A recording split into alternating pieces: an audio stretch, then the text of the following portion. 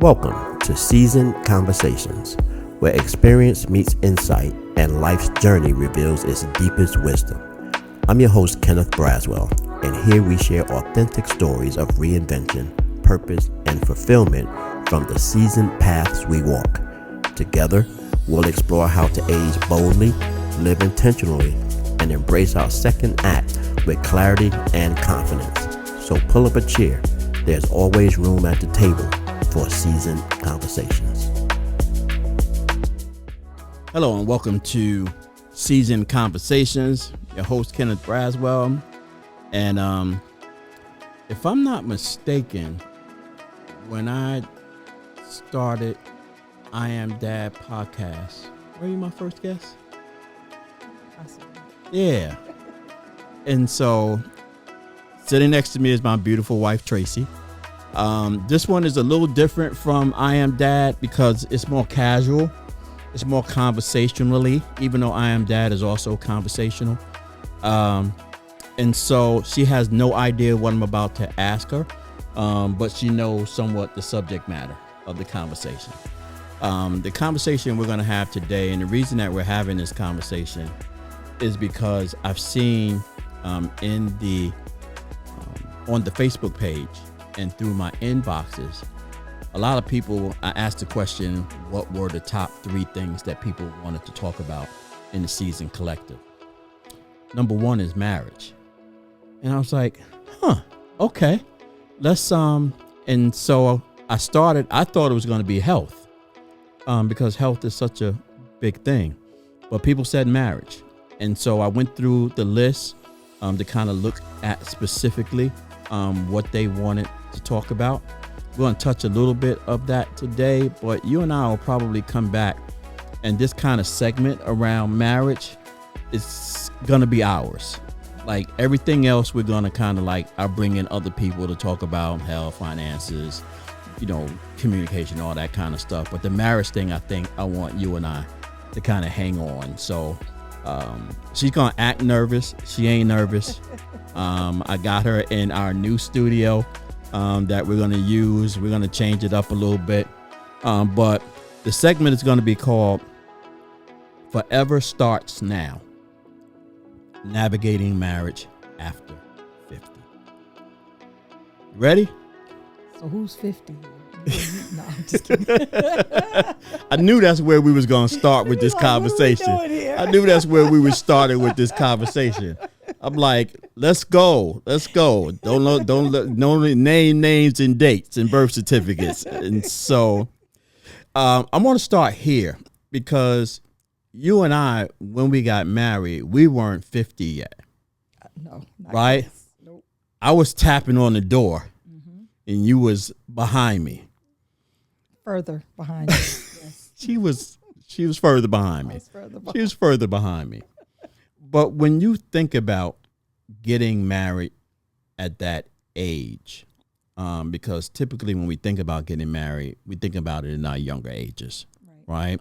And so I think a lot more is taken into consideration the older you get when you get married. When you think about back then, what was your frame of thought about what you expected marriage to be at that age and maybe what you wanted marriage to be at a younger age? Yeah, so to be completely transparent, I never really considered getting married at a younger age. Like I know most women, as they say, they grow up and they've planned out their whole marriage. That I had so much other stuff happening in my life. I did not plan for that. Did I want it? Yes. But did I have an idea? Like I had an idea of what marriage would look like and what I potentially wanted in a marriage, but I had not planned anything out. And so the only thing that I knew was I needed to wait on God to send me the husband, because God told me where to go to find him, but didn't show me who he was until a little bit down the road.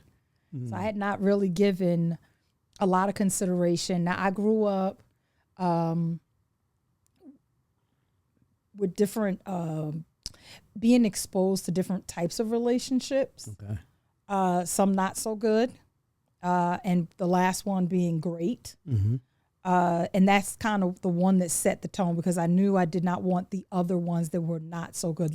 So I think what I grew up with was what I definitely did not want in a marriage. I did not want abuse. I did not want control. I did not want addiction.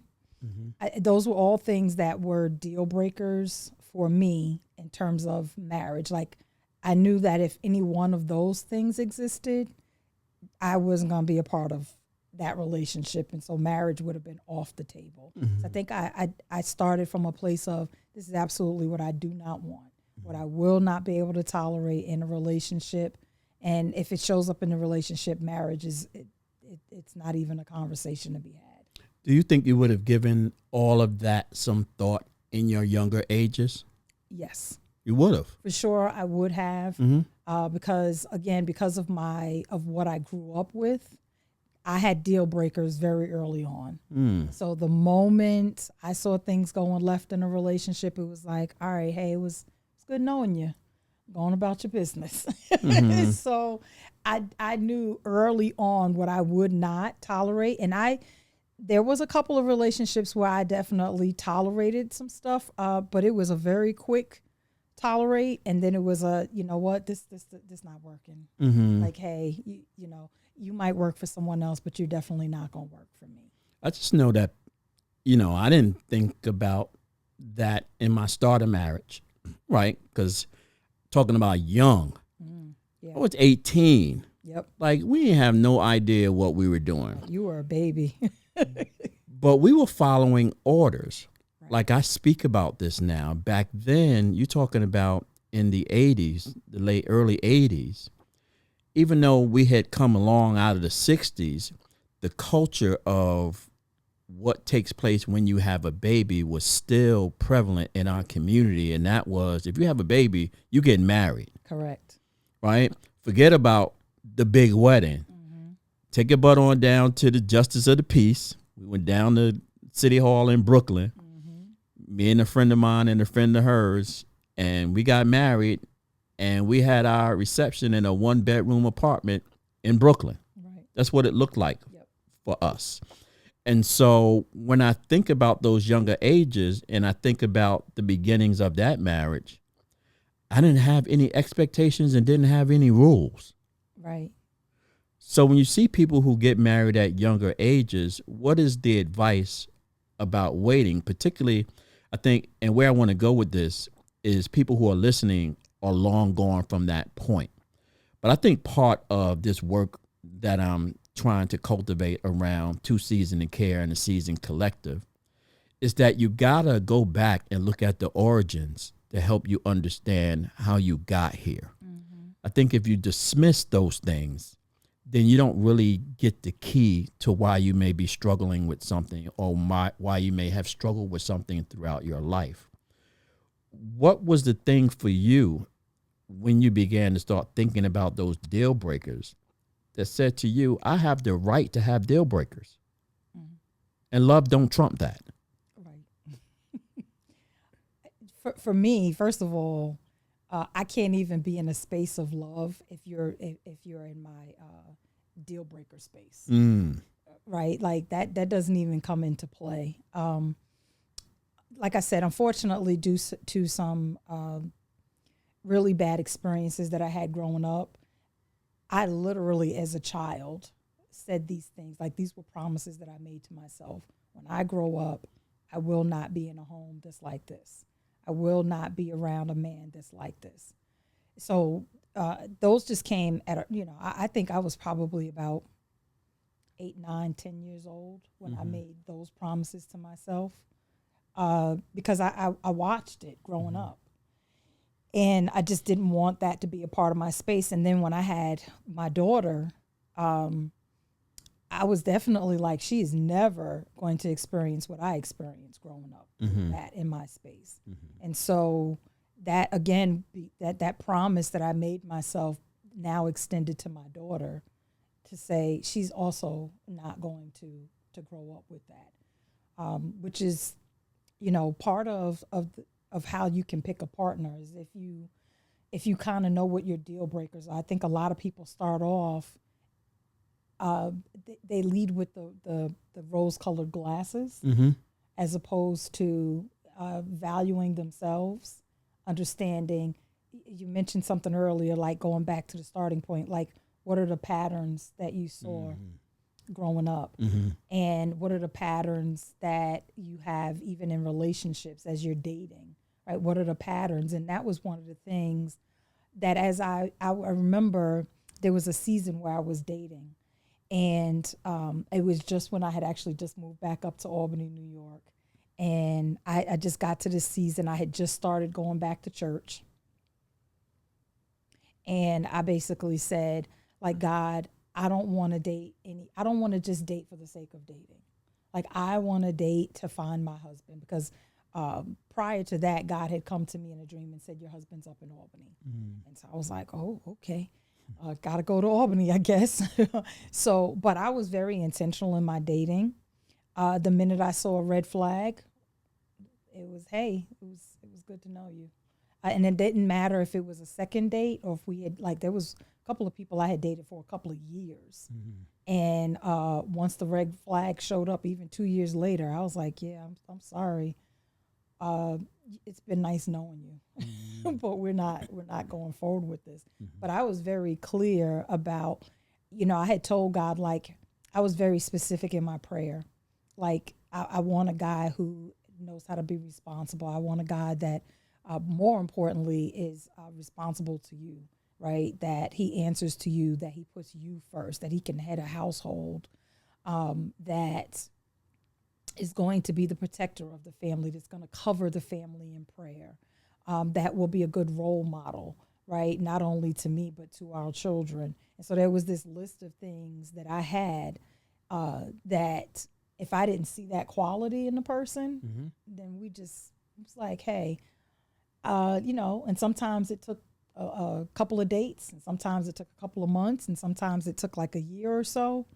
But once I realized, like, okay, they may have these qualities, but then if there was a deal breaker that popped up, and there was one relationship that I was in where 2 years in, a deal breaker, like, it just blindsided me. And I was like, oh, no, Lord. Because my prayer would be, God, if this person isn't for me, because sometimes I would go off on my own tangent, right? And while I was I was celibate at that time, I sometimes would, I think, allow relationships to go on a little bit longer because I was trying to determine if they were the guy that God told me that was going to be my husband.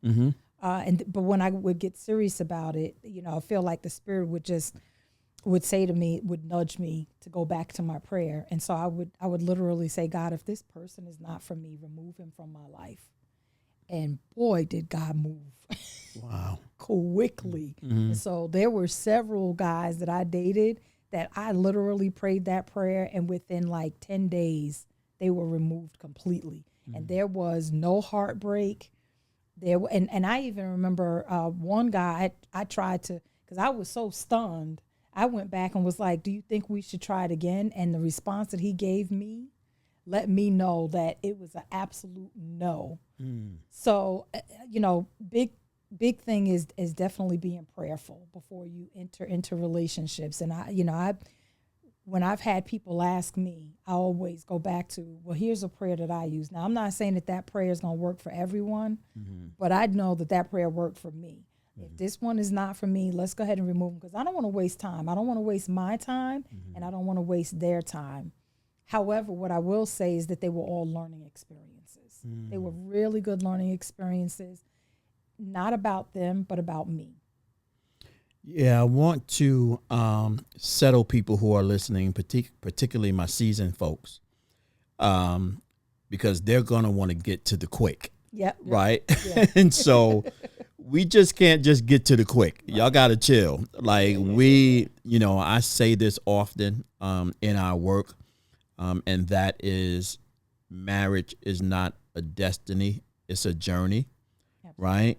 Yep. And you have to kind of see it from that perspective, and then realize at what part of the journey are you on? Where are you?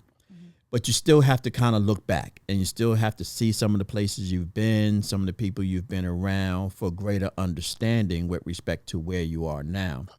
You talked about like this 2-year period, and you talked a little bit about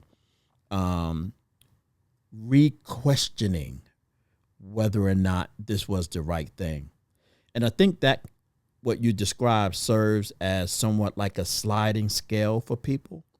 And I think when you talk about deal breakers, I think some people, when they're younger, may have some deal breakers, but they let them slide a little bit, right? And they look up one day, and the next thing they know, they've been married for 7 years. The deal breaker hasn't gone anywhere, but they've learned how to tolerate it. 7 years later, the deal breaker is still there. 7 years later, the deal breaker is still there, but the reasoning for staying together has shifted because it has become more about maintaining the establishment of what they have as opposed to what they've wanted, right? And so when you're talking to seasoned folks about looking back at that sliding scale, like what are some of the breadcrumbs when you do allow your deal breaker to slide that you have to honestly look back at and say, you know what? Like I'm unhappy right now, but it's as a result of a deal breaker that I let slide. Yeah. So we can go back to that word patterns, right? So what were your patterns? Because we've all learned from some place, whether it was our parents, our grandparents, aunties, uncles, friends. And those patterns, those things that we've witnessed have all shaped who we've become, whether or not we've accepted the patterns that we've seen or if we've rejected them. So in my case, I had a couple of patterns that I rejected. And then there was the one pattern that I was like, this is what a good marriage looks like. So I think that you have to really look at what were you surrounded by? Because more than likely, that is literally what you patterned your marriage after, which is why you would be willing to allow a deal breaker to remain in your space and say, you know, it's going to get better. And the reality of it is, and we've been married for a minute, and I think we could both agree on this, whatever you see in the beginning of the relationship magnifies. Right. Absolutely. It doesn't go away. It becomes magnified because once you get into the marriage, you get comfortable. Right? Because the masks are off. Yeah. Right? I don't have to pretend. Or the mask may not be off. You still may be wearing one, and you still got some things you're trying to reveal, right? You could. What I've noticed, though, is that for a lot of people, they get comfortable in their skin. Right? And it's like, I don't have to impress you anymore. I got you. I've got you. So I don't need to impress you anymore. So however I want to be is how I'm going to be. And either you like it or you don't. Right? And so that's why, you know, for the younger folks that might be tuning in, it's important to recognize that early on, what you see is what you get. And if they exhibit certain behaviors or tendencies early on, it doesn't go away. It gets magnified. And if you're already in that, you know, your question that you have to ask yourself is it a deal breaker? Right. Is it still, because it could have been like if your values have shifted during the marriage, maybe it's no longer a deal breaker. Right? Maybe it's something that shifted and you're like, you know what, this is okay. Right? I can tolerate this. But if it's something that is still a significant deal breaker for you, you have to begin to ask yourself, either God, you know, you got to change my heart about this, or we got to have another good conversation. Right? Conversations are going to be key in this, because if you've never communicated to your partner that something's been a deal breaker to you, that's a conversation that needs to be had.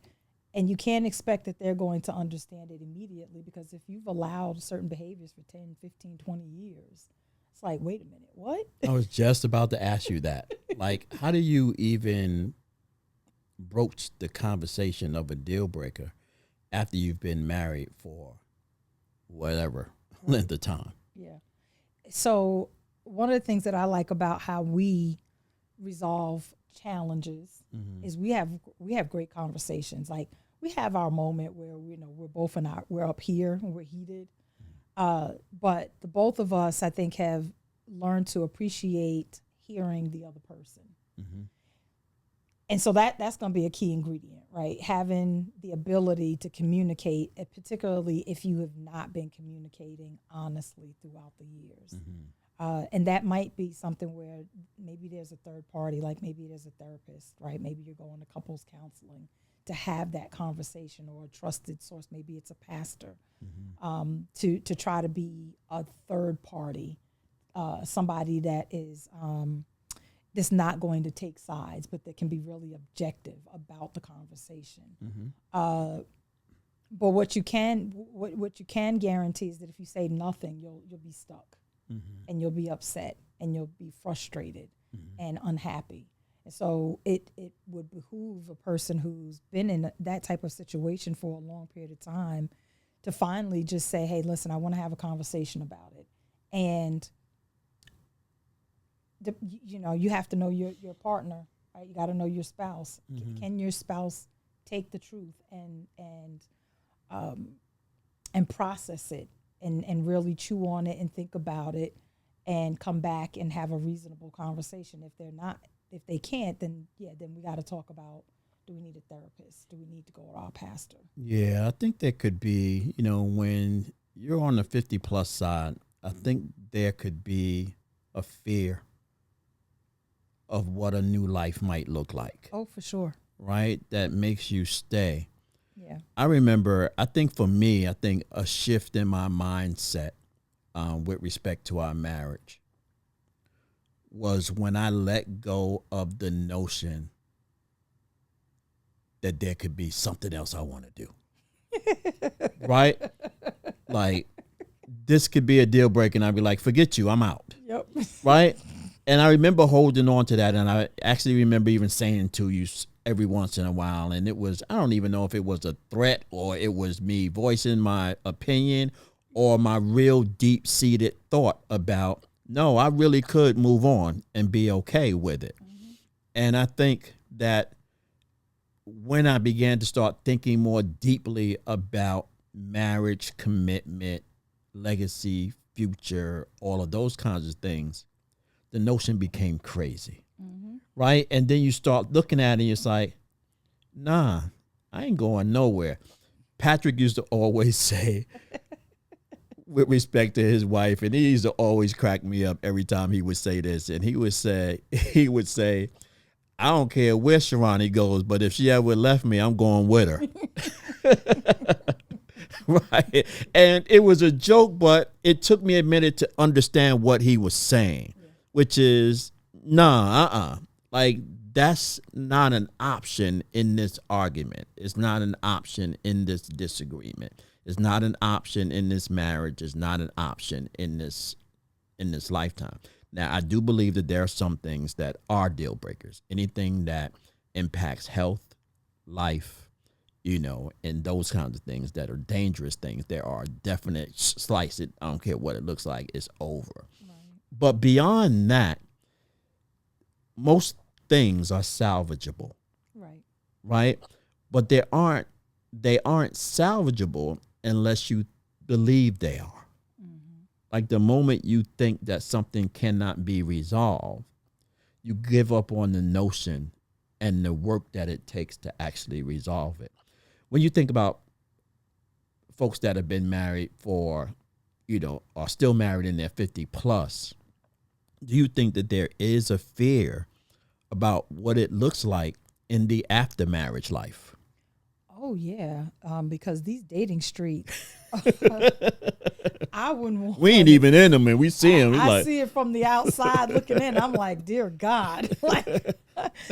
So, yeah, at any age, to be honest, leaving one relationship and just kind of going out into the unknown is a scary thought, particularly if you've been with a person for any length of time.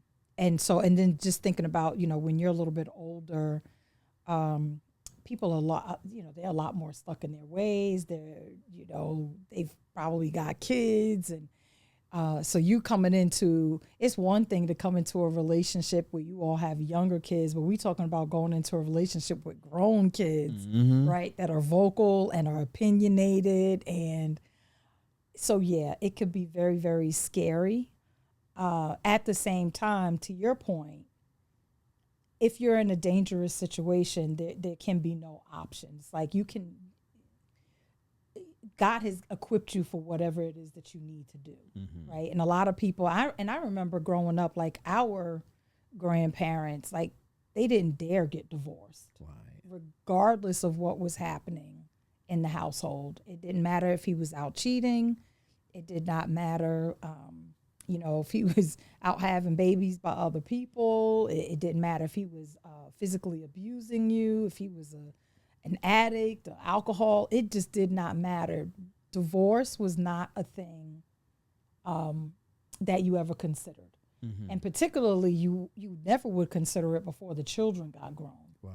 Right? Because you got to stay for the kids. Which, is a noble thought, but not necessarily good for the people in that relationship, right? Because now you're impacting the kids and you're thinking, I'm doing this for the children, but the kids are getting the negative impact of that. Right. And a lot of us are those kids. Right. Absolutely. Yep. And so when you're like looking at, particularly our kids, and modeling a behavior, right, that to which they hopefully understand what it takes to be in a long-term committed relationship.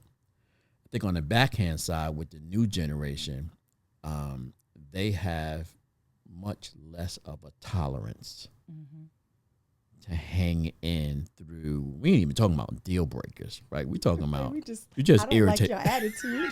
Right.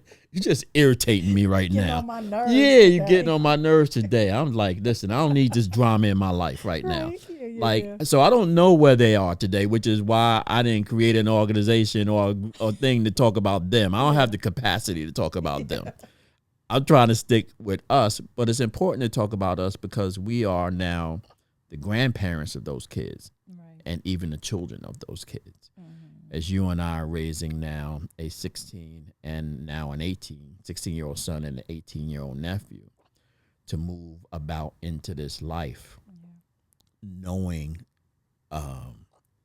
it's interesting because when I think about KJ in particular, like of all of our children, and more specifically, all of my children, KJ is the only one that has never awakened in his house without his mother and father together.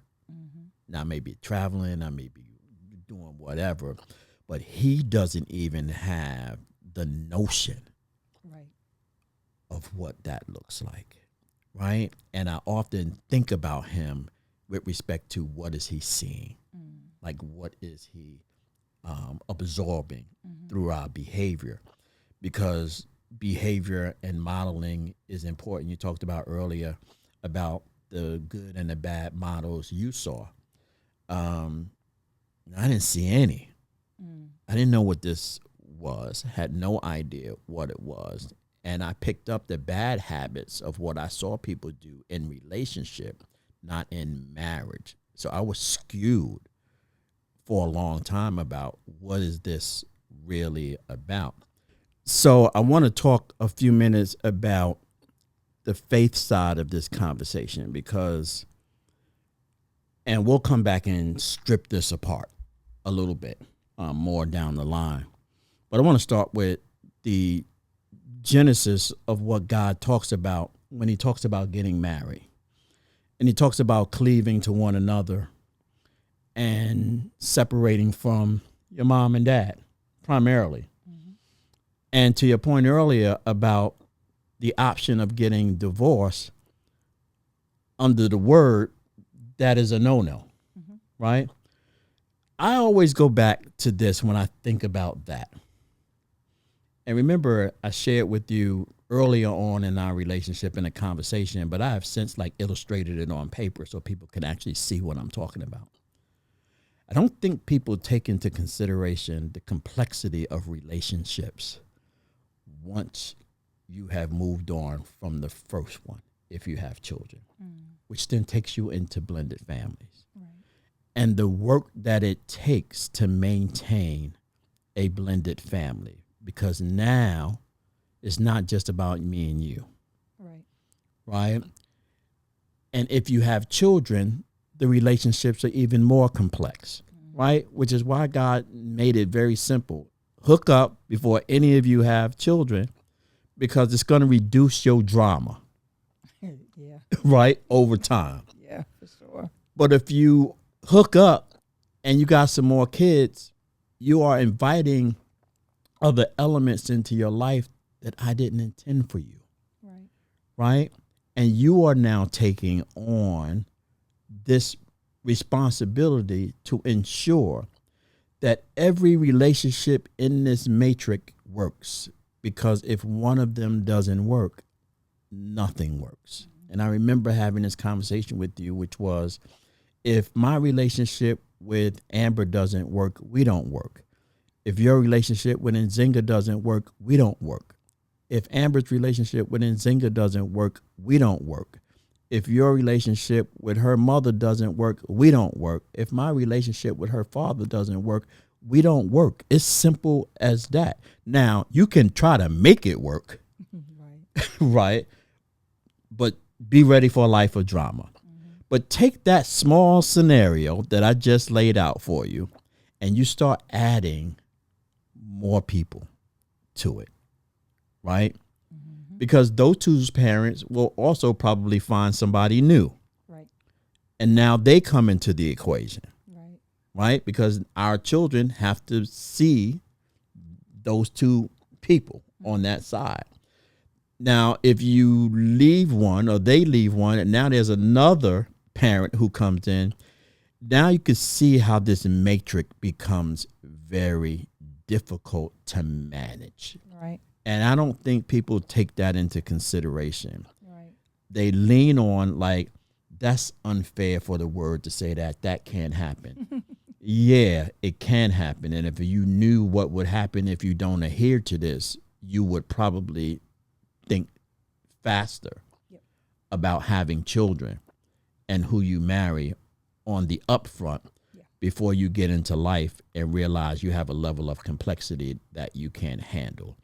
From a biblical perspective, how can we have that expectation of people? So in today's culture, it's not likely. However,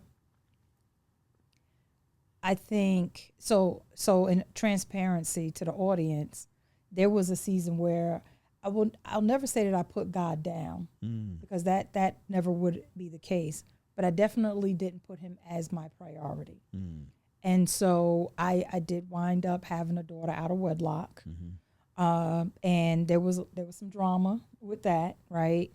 Which is how, when you and I got together, I was a single mom, and I came, with my daughter to the relationship.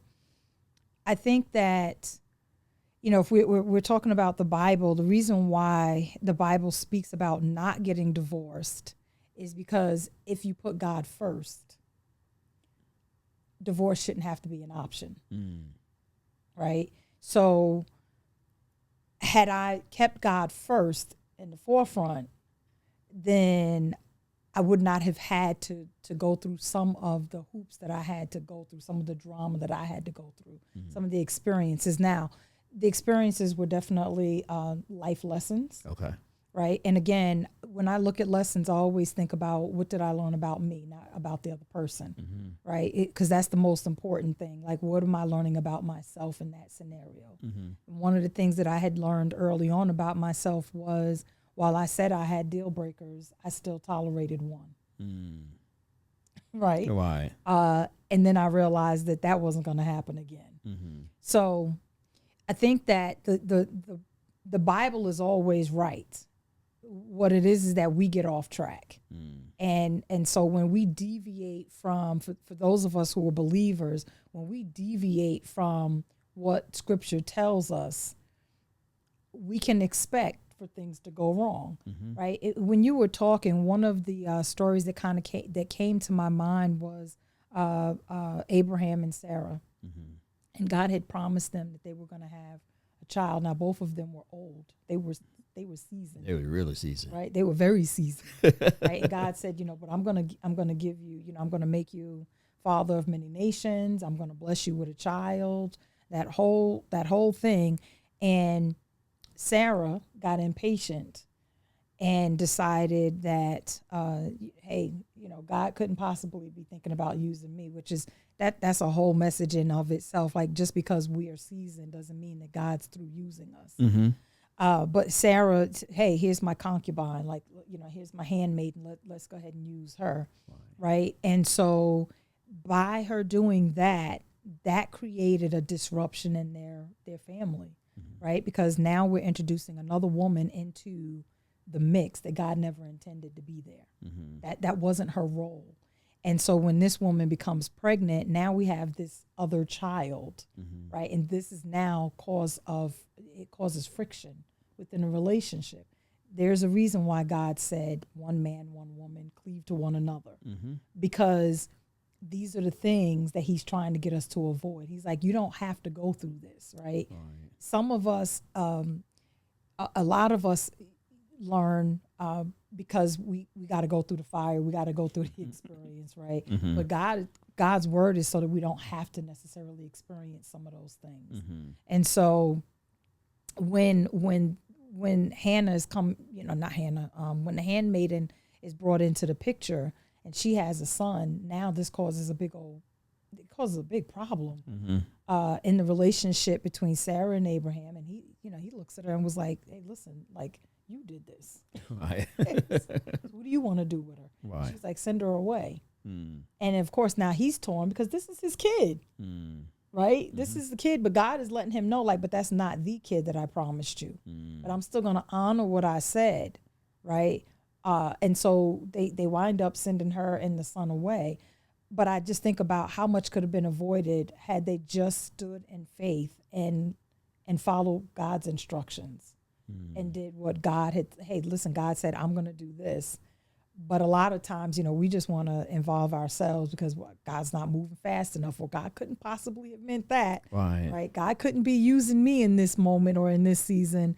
So it's really critical when we talk about the faith aspect of it is, did we involve God in the initial decision? Okay. Right?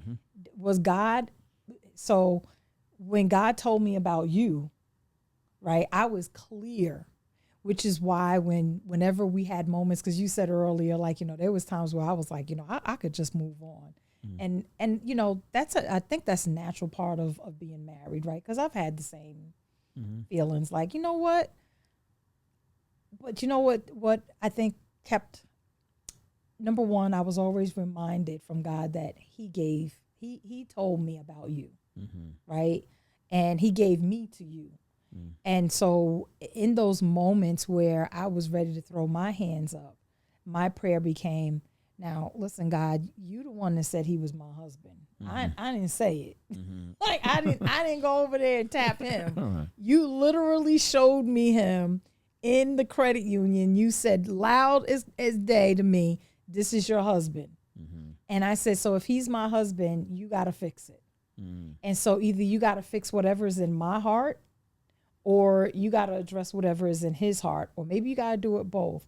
But we're not going to work if you don't intervene. So that's always been my prayer, because I knew that God sent you, that we were destined to be together. God told me, when I was still living in New York City, your husband's in Albany. And when I got to Albany, then he revealed you. And we were friends at that point. So I was kind of like, wait, what? Like, nah, we friend zone. Right. And God was like, this is your husband. And so, but I'm always reminded of that when and this hasn't happened in a good long while, thank God. But when I've had moments where I've been just kind of like ready to throw in the towel, I pray that prayer and say, okay, God, I don't know which one of it is that you need to move on our hearts. But I know that you said we were going to be together. And I'm going to stand on that. Like that I stand firm on. Like I know what you spoke to me. So if you want it to work out, you got to fix it. And he always does. Yeah, he always does. This conversation is gone. There's so many legs to this conversation. It is ridiculous. And so if you're listening and you have any questions based on what we've talked about, make sure that you put them in the comments so that we can see them, so that we can address them in the future. As we're having more of this conversation, specifically about the 50 plus marriage side. Like we'll swing back and, we ultimately will unravel the Tracy and I story, right? And so I've told it before. If you ain't heard it before, I'm not going to tell you this time. So it'll unravel as opposed to me just giving it to you. Because I think that there's some nuances of it like you should really understand before you hear the story. Because as I'm listening to you, my mind is like, I have definitely seen God shift both of us, right? Like I could sit here and say, like you could have said, God, I need you to deal with him and never addressed yourself. Right. And I would have been like, well, if I'm going to be real honest, it started out that way. Especially in the heat of the moment, like, I'm going to need you to fix him, Lord. But the Holy Spirit checked me and said, what about you? Right. And then I was like, oh, fine. Yeah. Check my heart too, Lord. But now it's like a common thing, right? So if we have a moment, my first prayer is just like, hey, just check our hearts. Right. And to speak, because most of the times I feel like God actually has to deal with both of our hearts, right?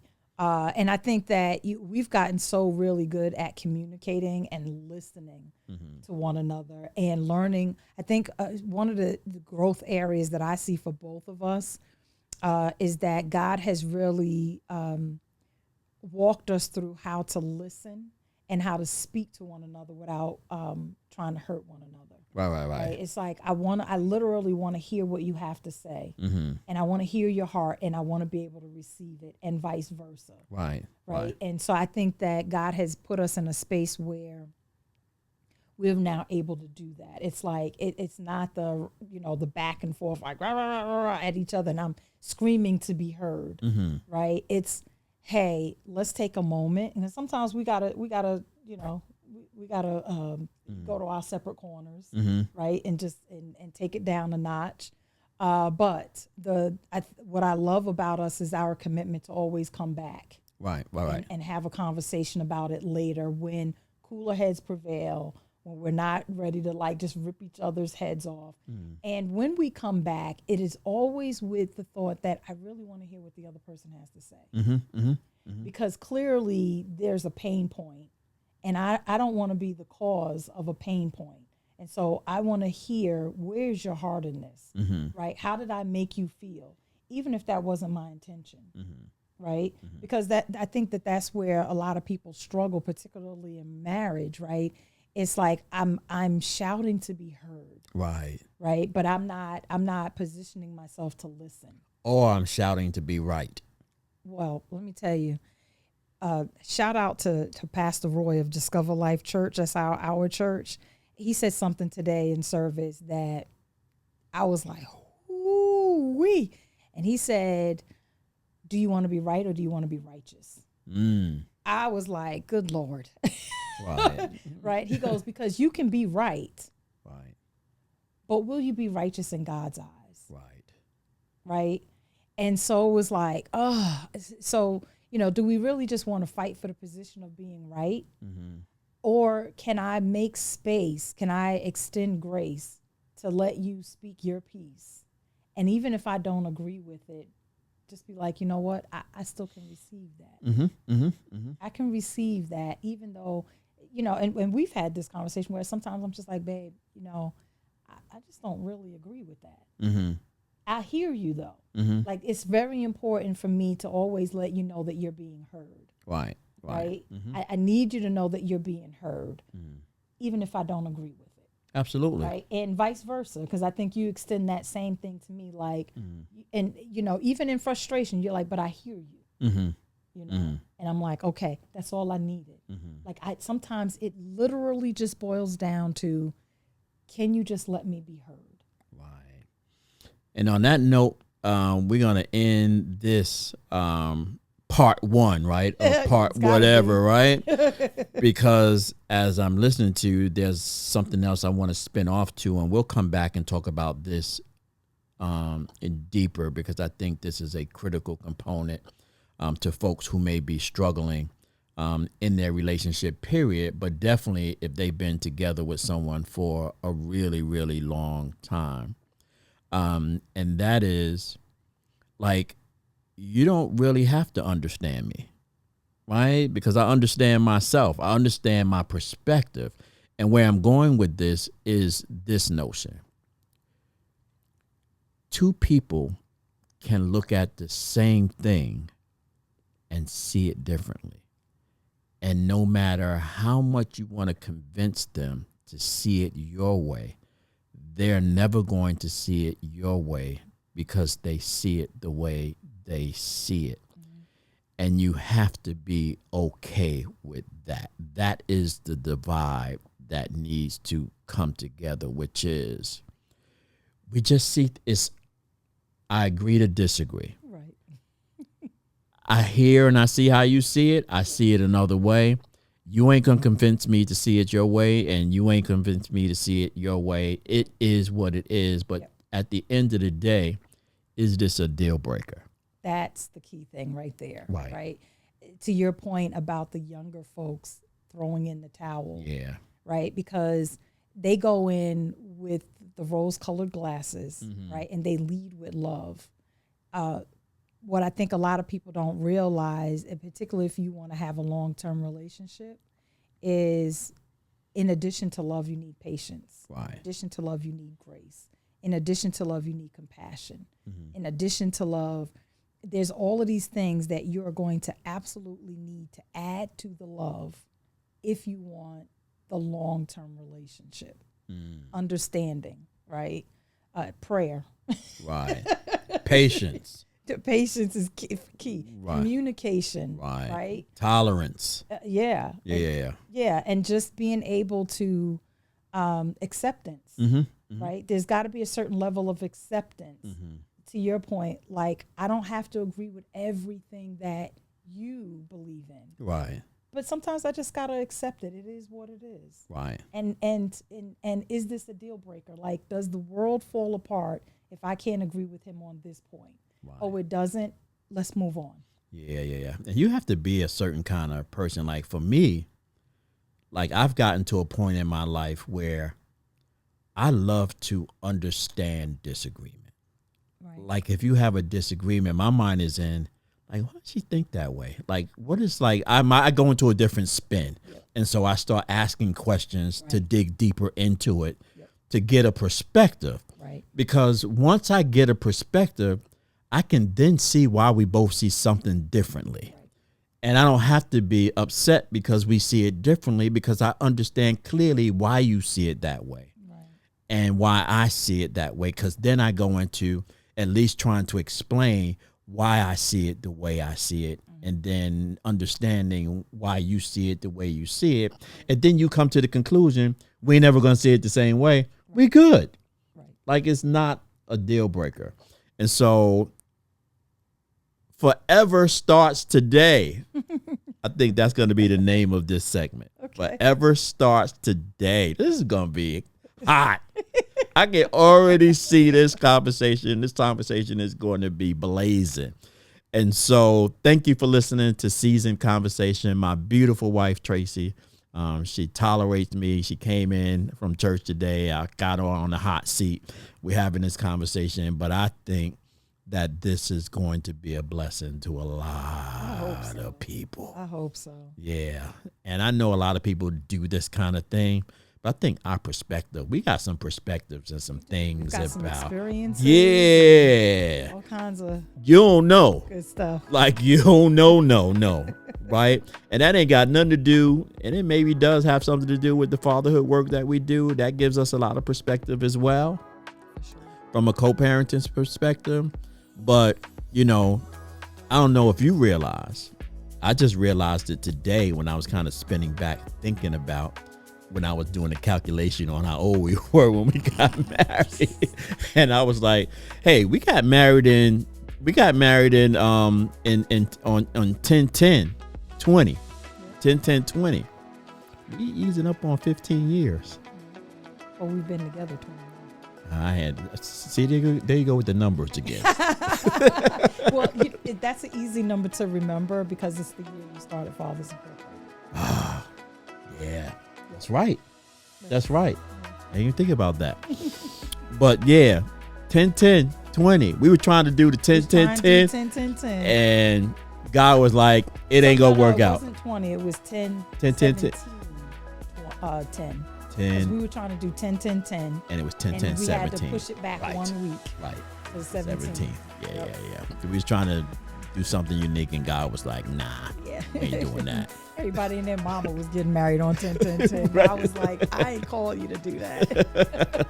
And so, take care. See you next time on Seasoned Conversations. Thank you for joining me for today's Seasoned Conversation. Remember, every step we take shapes the legacy we leave. If you enjoyed today's episode, please subscribe, leave a review, and share it with someone else navigating their own seasoned journey. To learn more and to become part of our growing community, visit us at theseasoncollective.com. Until next time, stay seasoned, stay purposeful, and remember, it's never too late to care deeply, to live boldly, and to rewrite your story.